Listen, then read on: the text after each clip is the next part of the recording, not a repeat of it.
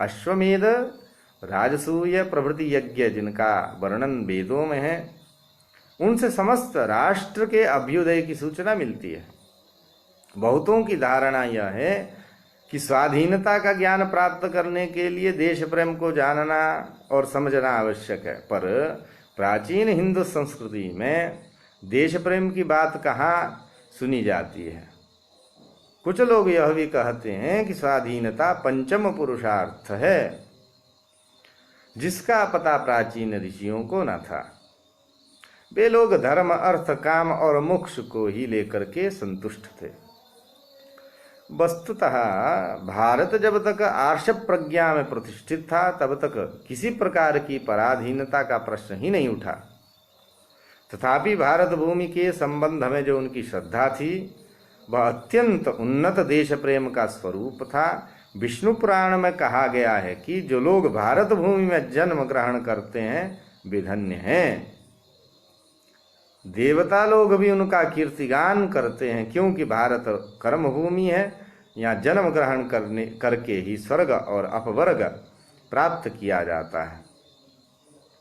देवताओं को भी अपवर्ग की प्राप्ति के लिए इस भारत में ही आना पड़ेगा। अतएव भारतवासी स्वर्ग के देवताओं की अपेक्षा भी अधिक भाग्यशाली है। श्रीमद् भागवत में लिखा है कि यह भारत वैकुंठ का प्रांगण है। यहाँ जो मानव जन्म ग्रहण करता है वह कितना सौभाग्यशाली है, क्योंकि इससे उसे मुकुंद सेवा करने का सुयोग प्राप्त होता है। गायन्ति देवा किल गीतकानि धन्यास्तु ते भारत भूमि भागे स्वर्गापवर्गास्पदमार्गभूते भवन्ति भूयः पुरुषा सुरत्वात्। विष्णु पुराण 2:3-24 पर। अहो अमीशां किमकारि शोभनं प्रसन्न येषां स्विदुतु स्वयं हरिः यैर्जन्म लब्धं नृषु भारताजिरे मुकुंद सेवौपैकं स्पृहाहिनः। श्रीमद्भागवत के पंचम स्कंद का 19वें अध्याय का 21वां यह श्लोक है।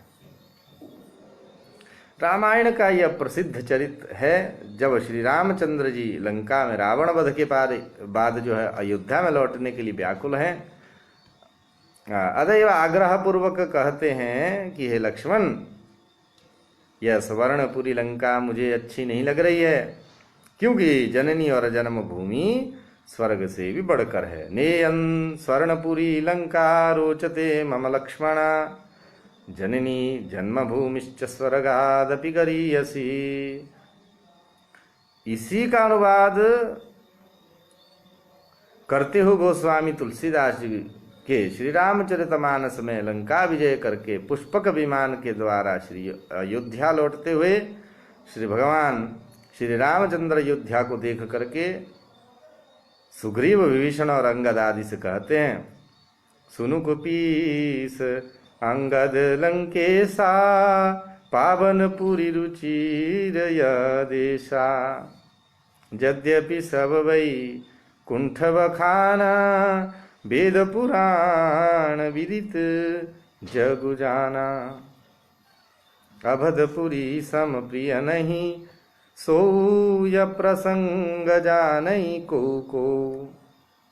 जन्म भूमि मम पुरी सुहावनी उत्तर दिया तब सरजु पावनी। इस रूप में कितना सुंदर जो है स्वदेश प्रेम जो है प्रस्तुत किया है।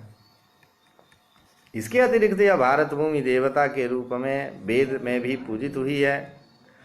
वही स्नेहमयी माता है, सबको अपनी गोद में स्थान देती है। यह अनेकों मंत्रों में आया है। यही मंत्रार्थ गीता और सप्तशती में भी प्रकाशित होता है।